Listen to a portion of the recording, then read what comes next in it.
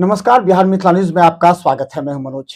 बिहार की राजनीति में हम बता दें कि आज का दिन काफी महत्वपूर्ण है, इसलिए कि आज जब चाणक्य कहे जाने वाले अमित शाह का बिहार दौरा है, तो दूसरी तरफ 7 दलों का महागठबंधन का आज बड़ा कार्यक्रम पूर्णिया में होने जा रहा है, जिसमें 7 दलों के सभी बड़े नेता, सभी प्रमुख राजनीतिक दल के प्रमुख पूर्णिया पहुंच चुके हैं और वहां आज करीब 1 बजे से कार्यक्रम है। यानी बिहार के सभी नेता वहां पहुंचे हैं अपने अपने दल को मजबूत करने के लिए, मजबूती प्रदान करने के लिए पूर्णिया में है। तो अमित शाह का सबसे पहले बता दें कि जो कार्यक्रम है वो पश्चिम चंपारण में है। इसके बाद वो पटना के 2 जो कार्यक्रम स्थल है वहां पर आ रहे हैं, जिसमें एक बार किसानों को संबोधित करेंगे। इसे लेकर के राजनीति आज चरम पर है। हम आपको बता देते, सबसे पहले देखिए, बिहार जो अमित शाह आ रहे हैं उनका 2 उद्देश्य हो सकता है। आप जरा पीछे चल रहे हैं हमारे इस तस्वीर को भी गौर कीजिएगा। पहला ये है कि बिहार आने से पहले उन्होंने अपनी पूरी राजनीतिक रूपरेखा तैयार कर दी है।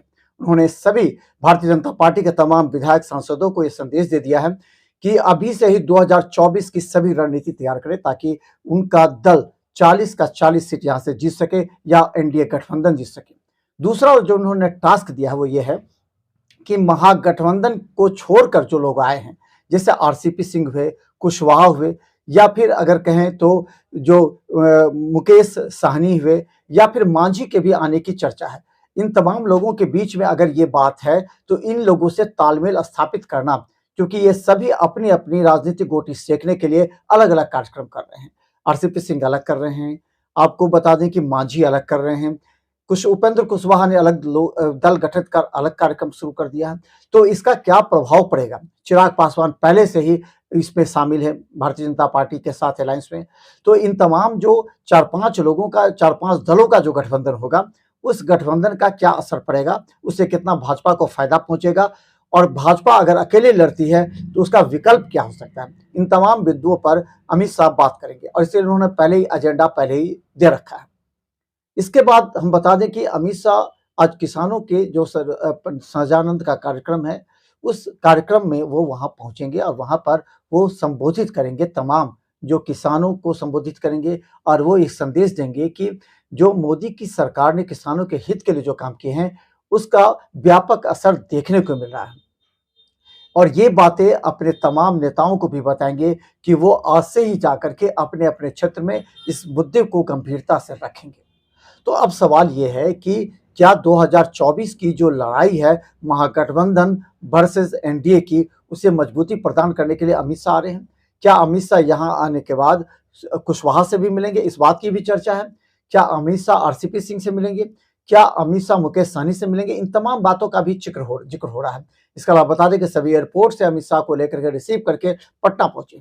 लेकिन एक बड़ा सवाल ये छोड़ जा रहा है कि क्या 2024 में किन किन नेताओं को साथ लेकर के एनडीए आगे बढ़ेगी, और कौन कौन से ऐसे नेता हैं जो महागठबंधन में हैं, जो कि वहां नाखुश हैं, उनको विपरीत परिस्थिति में एनडीए में शामिल किया सके।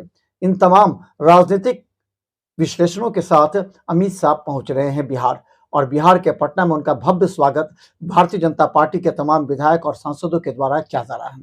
हम आपको लगातार देखते रहेंगे यहाँ के कार्यक्रम को।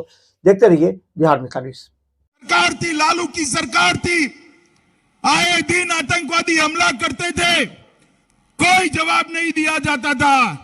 पुलवामा में हमला हुआ, एयर स्ट्राइक और सर्जिकल स्ट्राइक कर कर पाकिस्तान के घर में घुसकर आतंकवादियों का सफाया करने का काम नरेंद्र मोदी जी ने किया है। माताओं, भाइयों, बहनों, 70 साल तक ये कांग्रेस और लालू प्रसाद का काम किया है और 1.5 करोड़ लोगों को के घर में जल से नल पहुंचा है। इससे बड़ी बात है भाई, मोदी जी ने बहुत बड़े बड़े काम किए हैं। पाकिस्तान को एयर स्ट्राइक और सर्जिकल स्ट्राइक कर कर उसको जवाब देने का काम भारतीय जनता पार्टी के नेता नरेंद्र मोदी ने किया है। ये कांग्रेस की शासन सरकार थी, लालू की सरकार थी, आए दिन आतंकवादी हमला करते थे, कोई जवाब नहीं दिया जाता था। मोदी जी ने पुलवामा में हमला हुआ, एयर स्ट्राइक और सर्जिकल स्ट्राइक कर कर पाकिस्तान के घर में घुसकर आतंकवादियों का सफाया करने का काम नरेंद्र मोदी जी ने किया है। मुझे बताओ भाइयों बहनों, पश्चिमी चंपारण वालों, कश्मीर भारत का है या नहीं है? मुझे सुनाई नहीं पड़ता है, जोर से बोलो, है या नहीं है? धारा 370 जानी चाहिए थी या नहीं जानी चाहिए थी?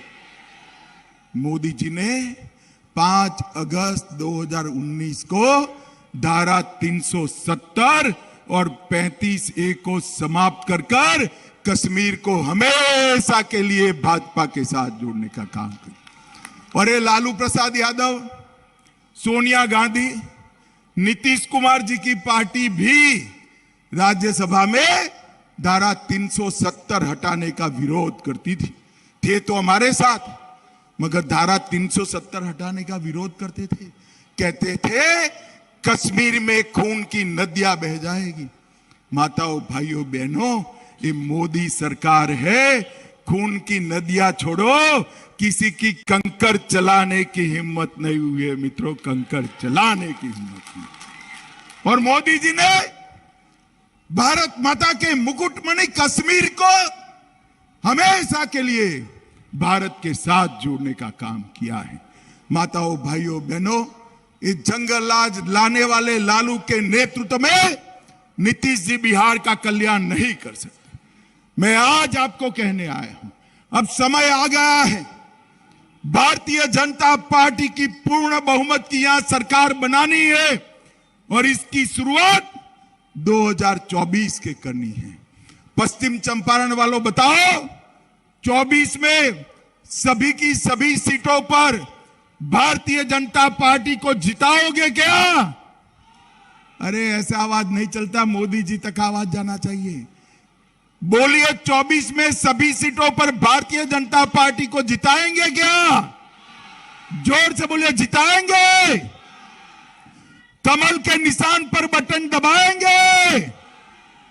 मोदी जी को फिर से प्रधानमंत्री बनाएंगे। जो जंगल राज लाए हैं उनको सत्ता के बाहर करेंगे।